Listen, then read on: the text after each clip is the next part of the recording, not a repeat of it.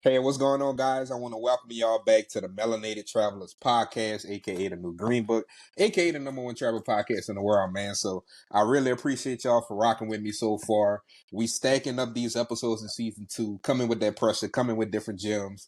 I'm super excited about this episode. But before we get started, if you haven't had a chance to listen to season 1 or listen to any of the previous episodes in season 2, please do so.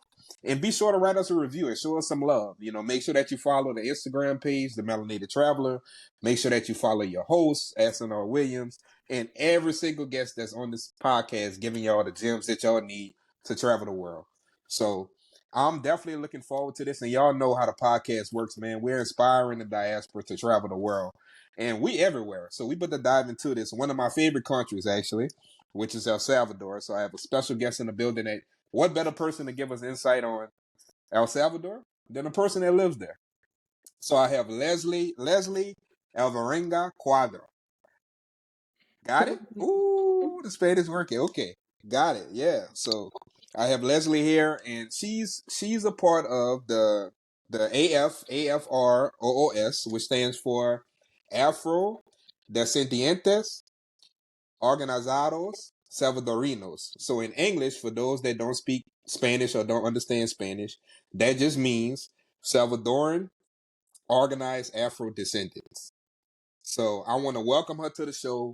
She's going to dive deep into some of the history of the country and really shatter some myths that honestly we all thought. So, when you look at social media, when you look at different things, and I'll get into my experience as, a person of color being in El Salvador when I went. And so you could get a different perspective and she'll be able to share the real about El Salvador. So welcome to the show, Leslie. Thank you. Hi, all. Thank you. Thank you for the invitation. And I'm glad to be here. I'm glad to finally talk about what I love to talk and share with you as much as I can. All right, perfect. So anything else you want to let the people know about you before we get started? Well, I am a psychologist and I work with the foundation, as you mentioned, Afro-Descendientes Organizados Salvadoreños. You can follow our Instagram. We do a lot of work. And, well, at the end of the show, I guess I'll say my social media too. No, And you can share it now and after. Yeah, okay. go ahead. So my username is Queen131, and I do a lot of work for the foundation and basically for our people's rights too. So that's what I do. Perfect.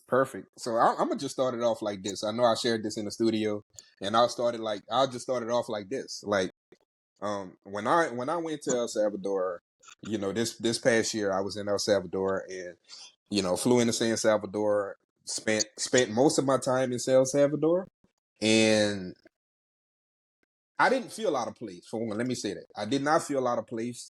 The people were very welcoming, um, but I didn't see anybody that looked like me, or even in the same hue as me. So can we dive a little deeper into that?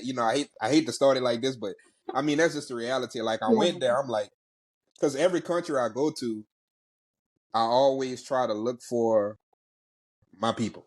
Like where we at, and I couldn't find it. I went down to El Centro.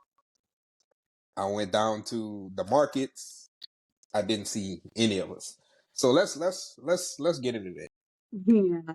Well, that's the only way to start, actually. The Yeah. being real is the only way we can start something.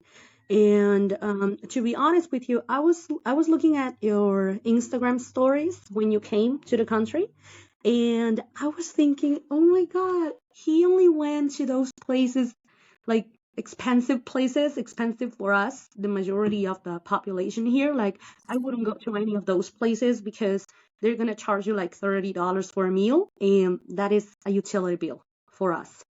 So these places are not designed for our people because the way the salary and the system works is the same as in every other country. If you go to a poor zone or a dangerous zone, of course, it's people where is a place where our people are. So what happens is this is a very racist country, and I say it every day. I say it to everyone. People here talks a lot and say this a lot. Like, we don't have black people here. And they're like kind of proud of that, and it's actually a big lie. Because what happens is this, and they have two arguments that they use a lot. So the first one is that back in 1933 we used to have a president. His name was Mm-hmm. Maximiliano Hernandez Martinez, and this guy was basically a dictator, the first dictator we have. The second one is the one we have right now. So this guy, what he was doing is that it was a law, and this law was about stopping the entrance to the country for people from Asia, Romani people, people from India, and African people. But this was not expelling people from the country. People say it like that, like he expelled all the black people from the country. This didn't happen. He just stopped the entrance. But for by that day, 1933, we already had a lot of Maronite here. We already had a lot of black people here. We already had a lot of Afro-descendant people working, living, and actually there's history books confirming that African descendant people were owners of the lands already. And there was a Spanish Mm-hmm. people working in those lands, but they don't tell you that at school because it's not convenient. So that first myth is the first lie. Like, no one was expelled. They just stopped the entrance for a while, and that's all that happened. But black presence was here already. Since Cristobal Colon came here and did all the things he did, there was already a lot of people. So the second myth they usually say a lot is that we don't have costs at the Caribbean. And this is true.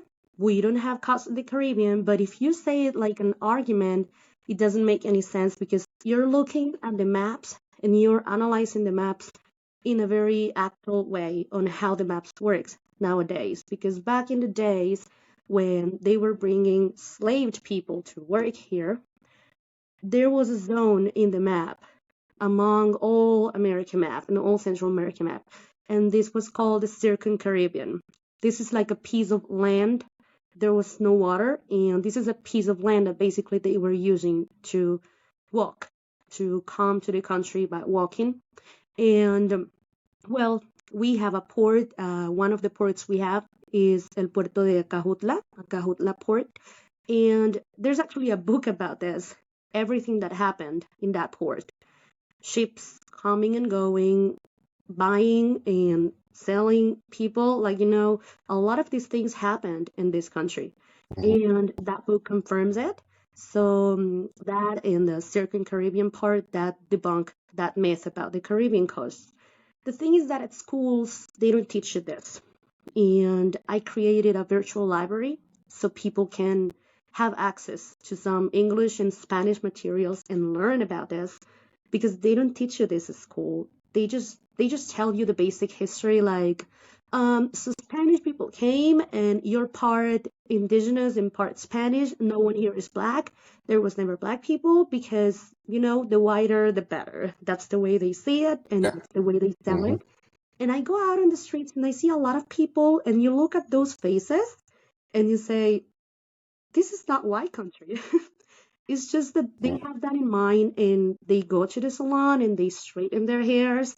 And if I go out and I have a head wrap, or I braid my hair, or I have locks, you don't have an idea how the people look at you. It's like you're not from here, and they assume you're not from here. And it happened to me that I go to places and they ask me, they want to charge me like I'm a tourist. And I'm from here. Or they say I'm from Colombia, and that happens to a lot of friends of mine too. They think we're not from here. So it's a very Oh, hard wow. fight. Mm. I find it very interesting because I when you think about the transatlantic slave trade, people cannot assume that they just skipped El Salvador. You know what I mean? Like it's no way It doesn't make possible. any sense that you bring enslaved people to work to all America, Central, South, and North America, and you skipped a country. Like, Yeah, yeah. definitely, Especially because definitely. we were part of Guatemala back in the days. This was a whole land. Back in the days, this was a Mm-hmm. whole complete land. There was no division. And if you look at that, it's just histories there. We have a lot of books. The most important book we have, it's called Cafetos en Flor. The translation to this will be like when you have a coffee tree and there's a flower that the tree gives you. So that's like a coffee tree, like blossom. And this book was written by Miguel Angel Ibarra. This guy was an African American guy living here, very close to my city actually.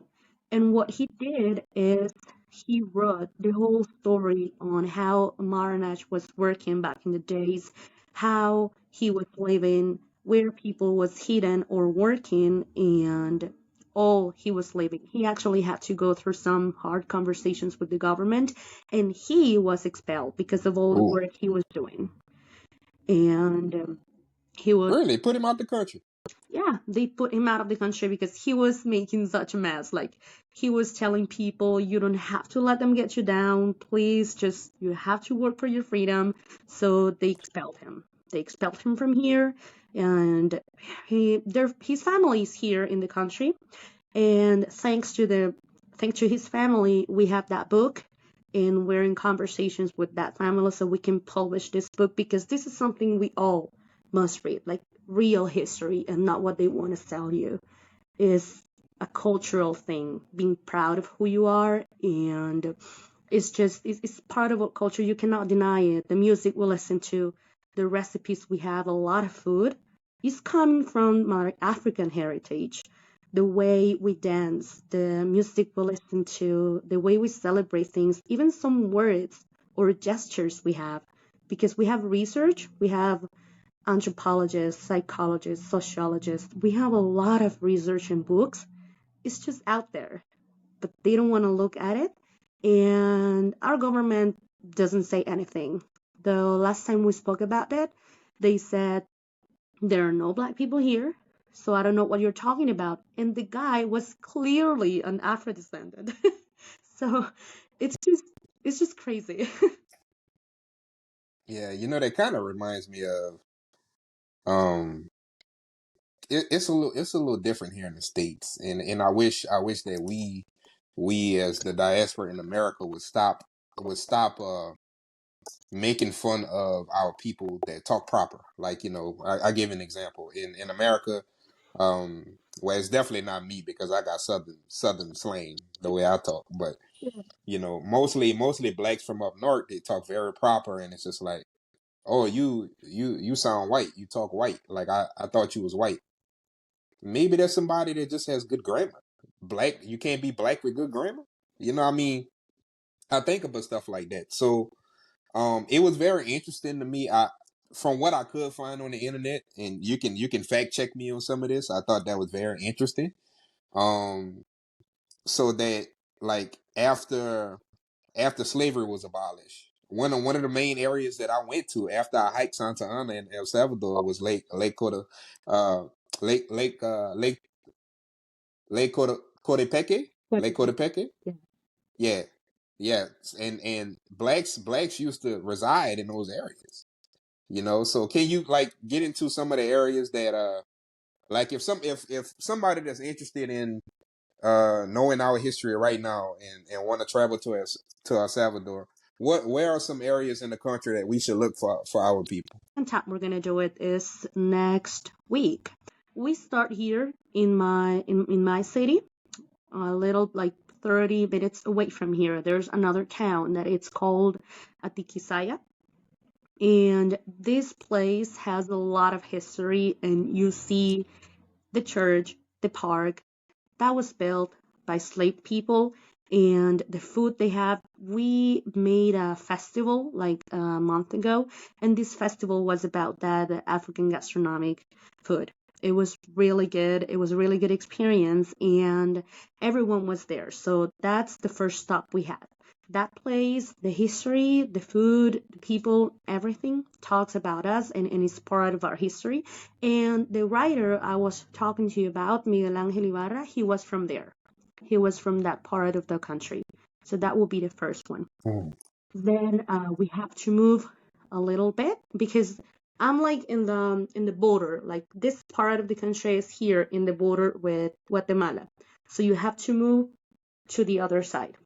So you come Santa Ana, then you have to go a little bit far away, and we can get to a town that is called Suchitoto. This town has a lot of factories and Mhm. ranch, maybe ranch. This ranch, they were producers of añil. I don't know if we have an English word for this. I don't think we have, but añil is like a pigment, like a color thing you use to color clothes here in the country. Okay. hmm So this thing, the color is a blue, is a very specific kind of blue. And here in the country, everyone was thinking that only indigenous people worked with this material, that everything was around them. And a lot of archaeologists and anthropologists, not long ago, they discovered that this material was not worked only by indigenous people, but also by African people. The thing is that indigenous people were not strong enough and they were dying, they were getting sick, and Spanish people were alarmed and they said, okay, so we don't want these people to die. So, you know what, just bring here people that we don't care if they die so they can work with this material. And they brought a lot of African people to work with that material and they created a lot of pieces like clothing and a lot of things, right? So the ranch and the factories are there in that small town and it's really pretty too. It looks a lot like Antigua, Guatemala. It's really pretty. And yeah, that will be the second stop. And then we have to move all the way to the other side of the country, almost at the end of it. You will go to basically you will go to all the big cities at the end of the country. San Vicente, San Miguel, La Union, Morazán, Usulután. These are very big cities and they do have a lot of history and people that knows about the about everything, about the topic, about the history, about books. And a lot of the research that has been done is based in these locations, all these locations. And if you go there, Mm. the faces you see, they look very different from what you see in the city. These are the places where our people are.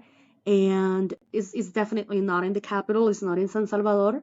And these cities have a lot of beaches and forests and volcanoes and islands.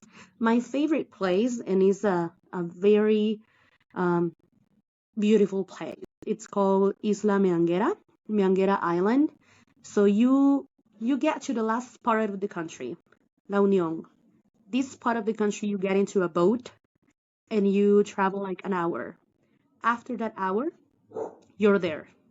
You're in the island, and right there in the island, you know a lot of people, you know a lot of history, and it's really good.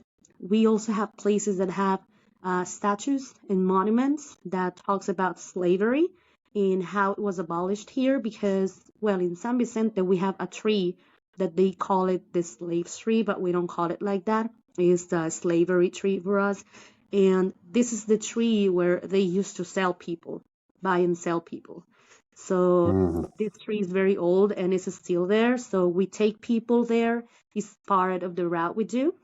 And next week, a lot of people is coming from Canada and a lot of countries, so we can teach them this tour from the beginning of the country to the end of it, so they can learn about the history and all the places we are in here. Wow. Yeah, I'm glad. I'm glad that you brought that up, and that's why this episode is so important to um enhance the diaspora's knowledge and other people's knowledge of the history of El Salvador. Because when you look at El Salvador, right, all you see, and you know this before I even say it, all you see is I did it too. I did it too. I did. Go to picnic steakhouse, ride the rainbow slide, or go to Cafe Albania, go to El Tunco, go to I didn't have time, but some people would go to Naui Beach House, This is and so then they would hike ironic. Santa Ana, These and places that's are it. That's white it. people places. Yeah, and that's it. That's all. That's all I knew. From what I've seen, and that's why this episode is so important. I guess we could shift gears into, I'm very interested to see, and it would be a great perspective for you to share. And I'm very interested to see some of the similarities of your upbringing compared to mine here in America. Because even though it's different countries, I believe that we're going to share some similarities in the way we grew up in these countries. So I guess for you, being an Afro descendant, and I don't know if you get offended by this because, hey, everybody here, all of my Colombian friends out there, they get very offended when I tell them this Afro Colombian. They get offended. So I don't know how to properly Oh, that's say, okay. Afro Latina, or however, being an Afro Latino in El Salvador, like your upbringing, like let's dive into that. Like, how was it for you? When did you first experience, like, really bigotry? Growing up. Well, it's fun because I was actually thinking about that a couple of days ago. Like, when is the first time you realize you're different from the others? Or when do you realize that people is treating you different? For me, I wasn't even 4 years old. I think I was 3 years old.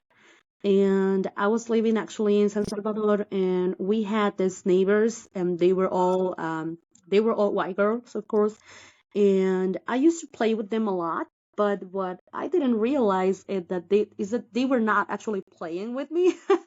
They were actually bullying me the majority of the time. And one Mm, of these times, we were just running in circles, and I ended up on the floor because they were pushing me away. It was just crazy. And when I think about that, it's like, so why was this happening a lot?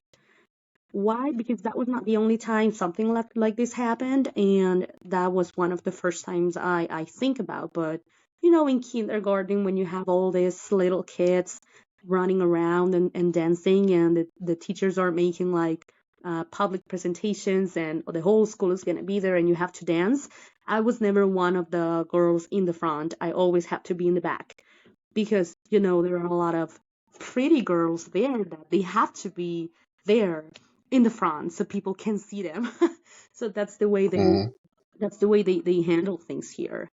Growing up here is growing up without an actual culture protecting you or teaching you what's your value and how beautiful is that your hair is not like the other hair, or all the history that you're carrying in your body. So when the first experience I had, that it was a really good experience, I was in Livingston, Guatemala, and we were having a woman encounter. It was a Black feminism encounter back in July this year. Can you imagine? I was already 30 years old. yeah. So when I got there was this girl from Mexico, and well, this woman, she started to help me because I was dressing up, I was putting my dress, and we were all having our dresses with our pretty fabrics and our hairs, and she was helping me with my head wrap. And that moment, I even wanted to cry because I realized, so I was supposed to be living all of this since I was little, and I didn't. My culture was robbed because of racism, because my country doesn't want to accept that we exist, and they don't want to acknowledge our existence. So we don't have rights, we don't have cultures. There are a lot of things that affect you. Being a teenager and not having a straight hair, back in my days when I was a teenager, that was a big deal because the trend was for you to have straight hair. And Hmm. I used to do it. I did it like for 10 years, and then I got tired, and it's like that is not my hair. I love the way my hair looks. Yep. Soon as the weather gets frizzy outside, fall, your hair curling up, just like mine. It takes me forever to like tame my beard. Like, don't get me wrong, I have a bald head. I do have hair. I just choose to keep it. I just choose to keep it. Keep it bald. But if you look at my beard, like, man, like I have to brush my beard at least 3-4 times a day because my hair just naturally curls up. It just Yeah. naturally curls. Yeah. So yeah, it's just crazy. A lot of my classmates when I was a teenager used to say very racist things. Maybe they were not entirely conscious that they were doing it because if you don't have the education, then you're ignorant and you don't know what you're saying. But let's say that we Hmm. were going to a pool or we were going to a beach, and they were always, one of them was always saying, I'm going to put on sunblock because I don't want to look like you, because I don't want to look black. And I was like, oh my God, okay. And I was thinking, I mean, they're just joking. Like, it's part of who we are. She's just joking. And then when I grew up, I was like, why is it so bad to look like I do? Like, what's the bad part here? What's the joke? I don't get it. So these are the type of things that you don't have when they don't give you access to your real story. And yeah, you live with this every day. You don't have to get used to it or normalize it, but it's just really hard to cope with it every day.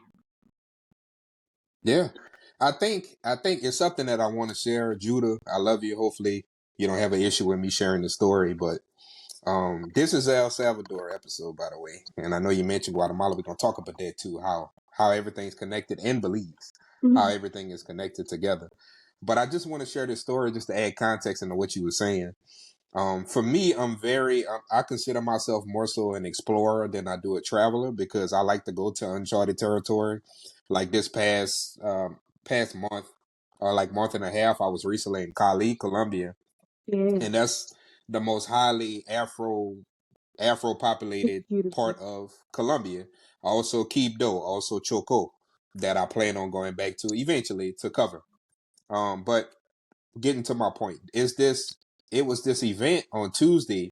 Every Tuesday is called Gringo Tuesdays, and everybody's socializing, and we get to know this young lady. She seemed very nice. She seemed very cool, and my friend ended up getting her number, and she was like, look, I'm gonna just tell you right now is I don't talk to black people because I don't date black people.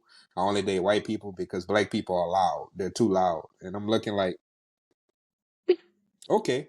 And then you'll find out. And that's the truth.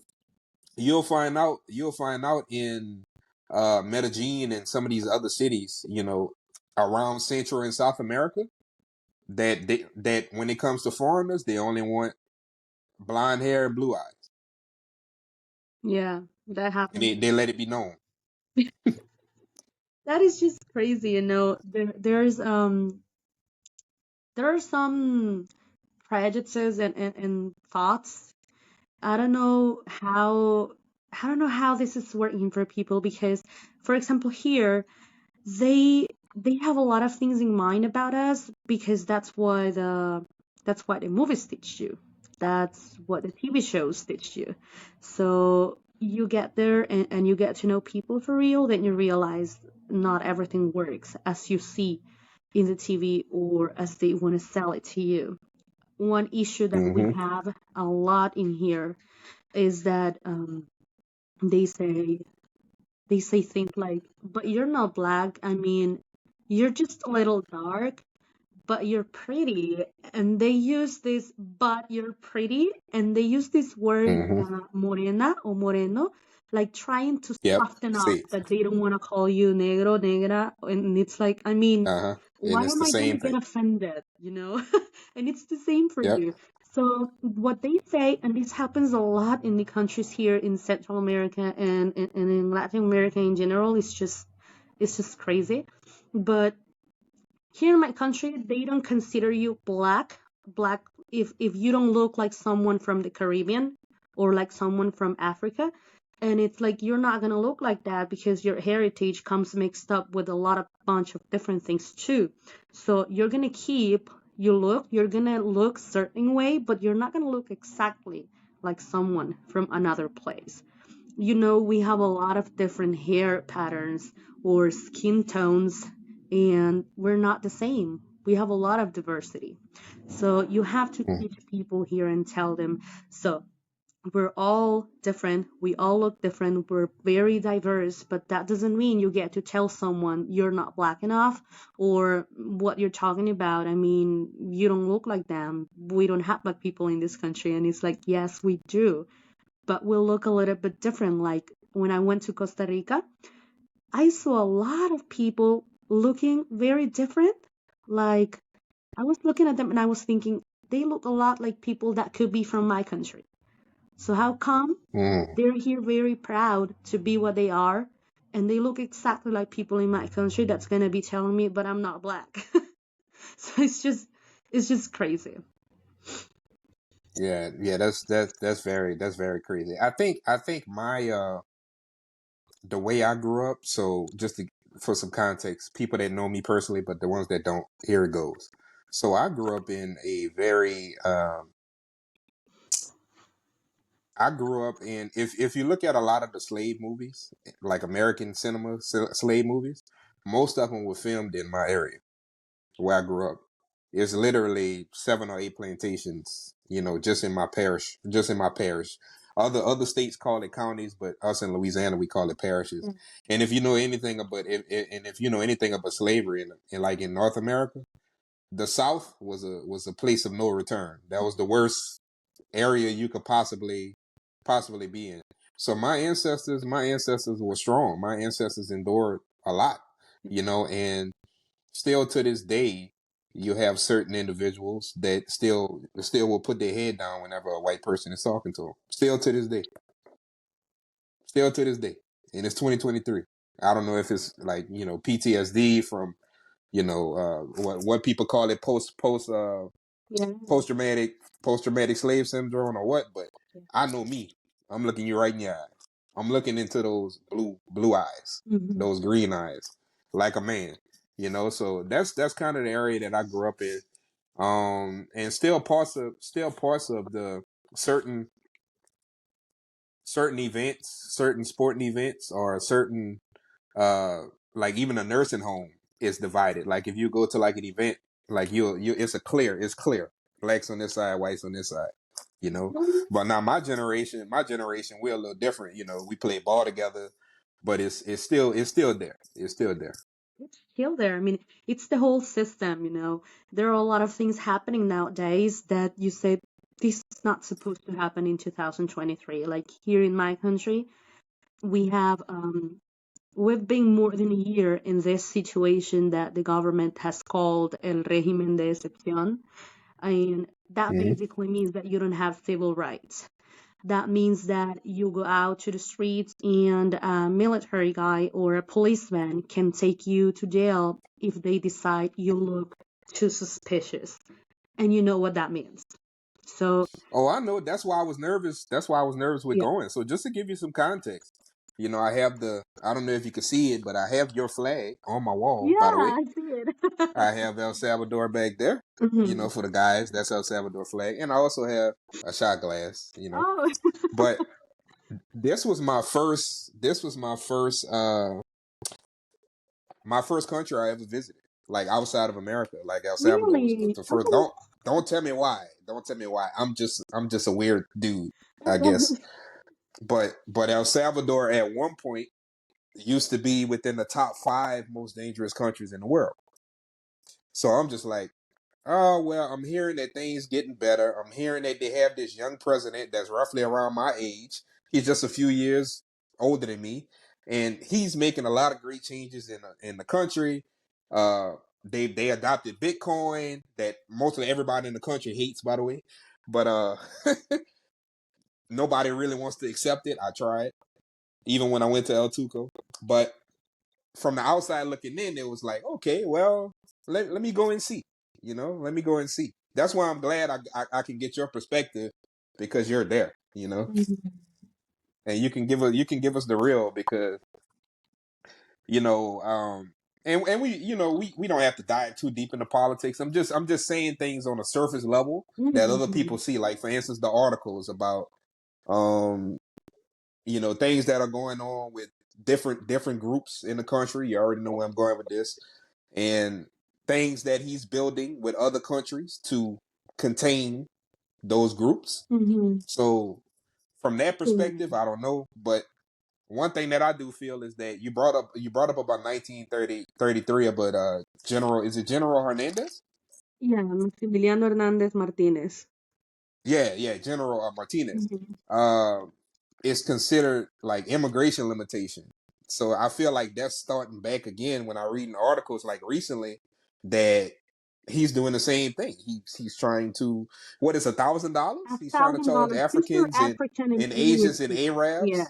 Yeah, this just yeah. doesn't make sense. You know, just Just a quick overview, and this is gonna be a little hard because a lot of people in the States and out of the country think that we're having a blast. We're having the time of our lives, and everything here is paradise, and everything here is so easy right now. And it's not like that. Things are very dangerous and it's very serious.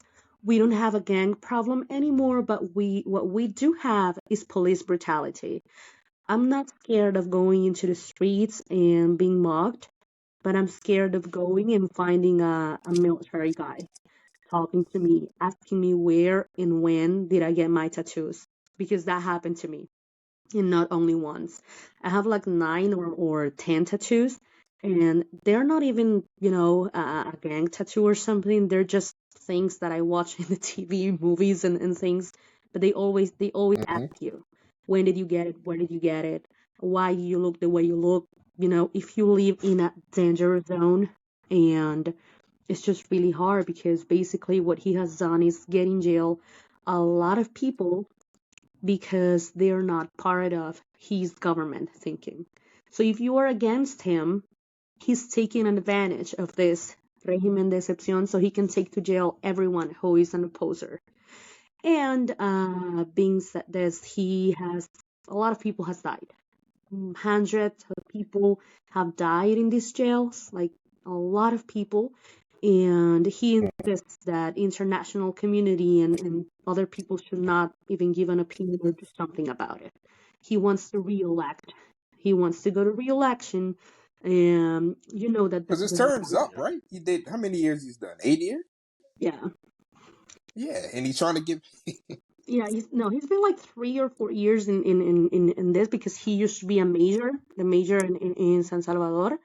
But Hmm. if you add all the government corruption and money he's stealing and everything going on, it's just a big lie. But he has something really good. You know what that is? His communications and social media equipment and the team Oh that's yeah, he's behind. good with social media. I'll He's give it to him. so I'll give good it to him. because everyone outside thinks that we're so good.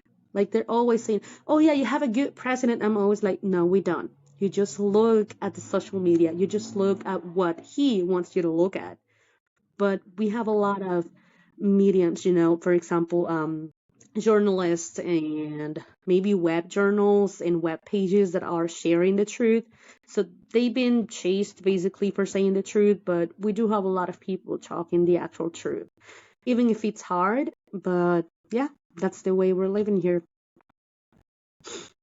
Do you feel? Do you feel? And the only reason I'm bringing this up, if you don't want to answer the question, don't answer it. The only reason I'm bringing this up is because every time they have a major election in some of the other countries that I love dearly, um, is always an uprising.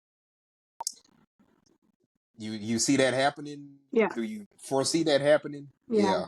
Yeah, yeah. And actually, I'm very scared. To be honest with you, I'm really scared of staying here after January the next year because everything gets crazy. And I've been into a lot of protests and things, activism and everything. And I always think, what's gonna happen if he actually goes for the re-election? Like he already said that he will do it, and the organization in charge of regulating this said nothing because they are under his power as well. So basically, it is going to happen. So I'm very Mm. scared of another, situation like the one that happened in the 80s. Like maybe you don't call it a war, but there's going to be a disruption or a dangerous situation here regarding that. And the bad part is that the army and the military and the police forces are with him. So what do we have? What do we have to defend ourselves? So it can get really dangerous, to be honest. You brought up an interesting point. I did research. I'm an engineer by trade, by the way, Okay. so I'm very analytical. I'm very analytical, so I love to read too. So I read up about everything that was going on, and pretty much so many people were getting arrested, even if they looked like they was a part of something. I was so nervous because I'm a part of a fraternity and I have a brand on my arm. You Mhm. know, I have a brand. So man, I was so scared. Like man, I And it like does do happen. when I went down to the central and I seen all the military. I'm like, oh shit. Yeah, You yeah. know, like please don't pull me to the side. I don't have my passport on me. I don't never carry my passport on me. So Did you read the I was article nervous. about the two Colombian guys that came here and they got arrested? No, So that's the no. funny thing. First time I heard about it. They came here from Colombia because they wanted to work here. They were seeing and listening so many good things about the country that they said, okay, so we need to go there. It's a really good opportunity, right? So they came, and after a couple of days of being here, they got arrested because they looked suspicious. They were black. Mm, So it's like even them that they were coming because they were fans of the president, they got arrested because of their own racism and stuff. So it's just crazy. yeah, that's definitely crazy. I think that is important, and I told you this before. We family now, so whatever events that you might have, anything that you might have do, you know, as far as the melanated traveler and everybody that supports me is gonna get that information. Um, I think the last thing I really want to talk about is that the fact that why should people, and we both know the answer, right? But if the diaspora that's listening, why it's so important to get outside of the tourist areas and actually go to the locations where we are. Why is that so important? I think that it's, Besides the Rainbow Slide, besides Now Beach House, El Tuco, oh yeah, Cafe Albania, like why it's so important for us to take an Afro indigenous tour of El Salvador? I think it's the only revolutionary way that we have to learn the actual truth.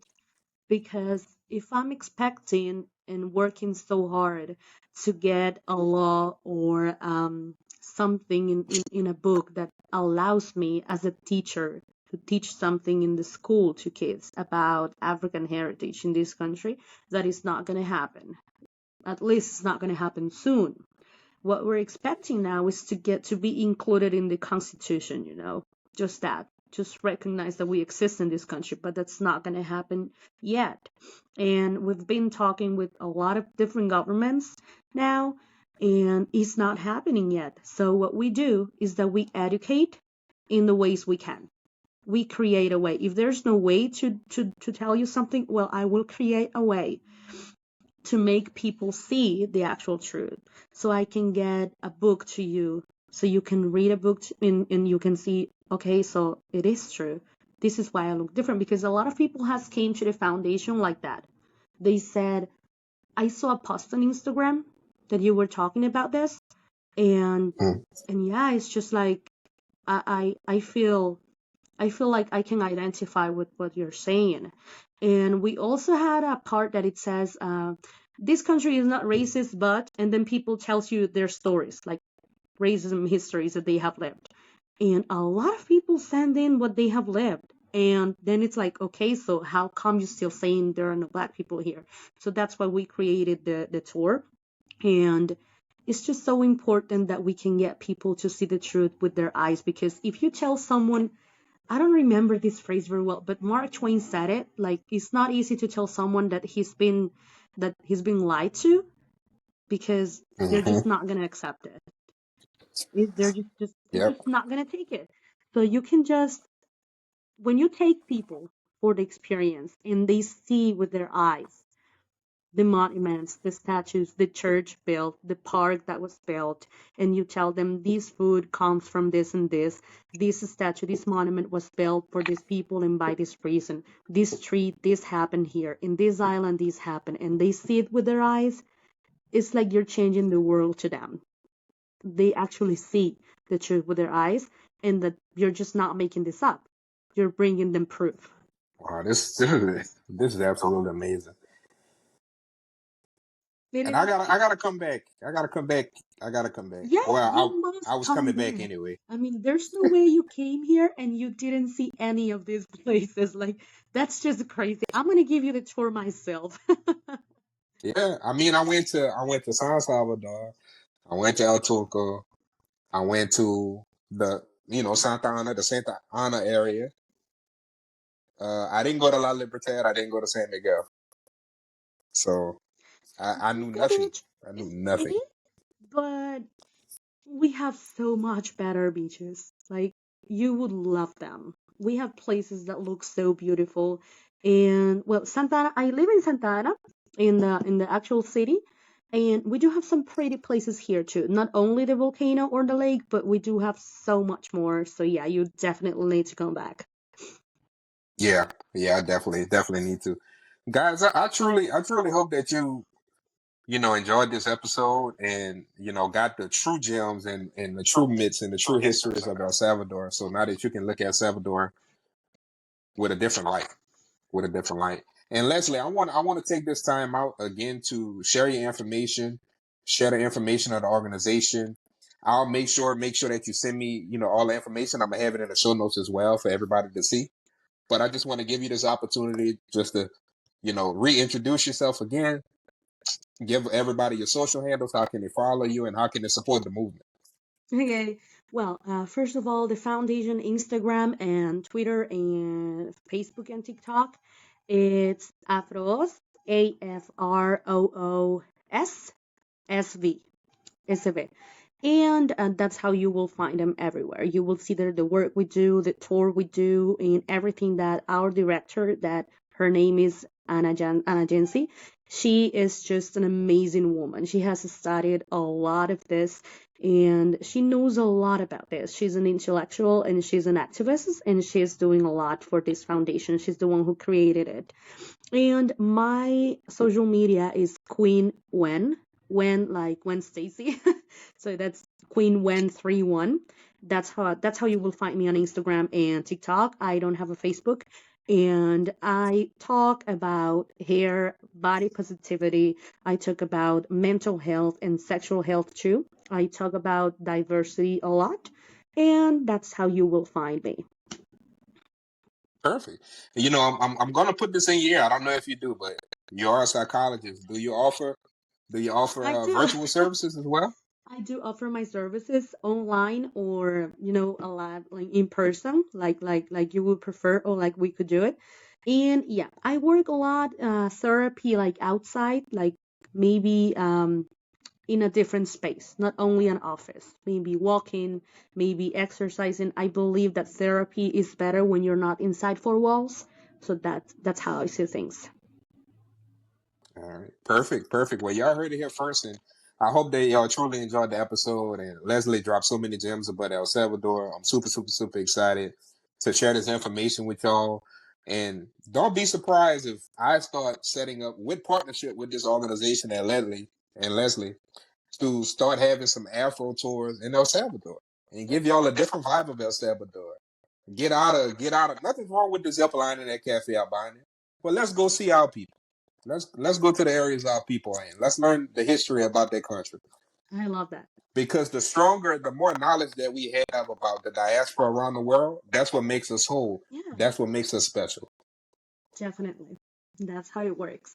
So I'm really thankful. Thank you for letting me share my truth. Um, I'm just very happy that I can get this outside and tell the people what's going on. Maybe a lot of people will give you bad comments about this because, like I said, Yes, a lot of people, it's just, is they support him. But I mean, the truth has to get out. This is a must. I cannot shut up about the truth. And that's what we look for, freedom and truth. So, no regrets. that's it. That's it. And lastly, y'all already know, if y'all vibing with the podcast, be sure to follow the Melanated Traveler. Be sure to follow me at SNR Williams. So y'all already know the podcast is going to be out on all listening platforms. And then lastly is that you can check out the video podcast on my YouTube channel at Aston Williams. So I'll have all that information in the show notes. Y'all know my motto. I'll see you at the top because the bottom is just too crowded. Peace. Awesome.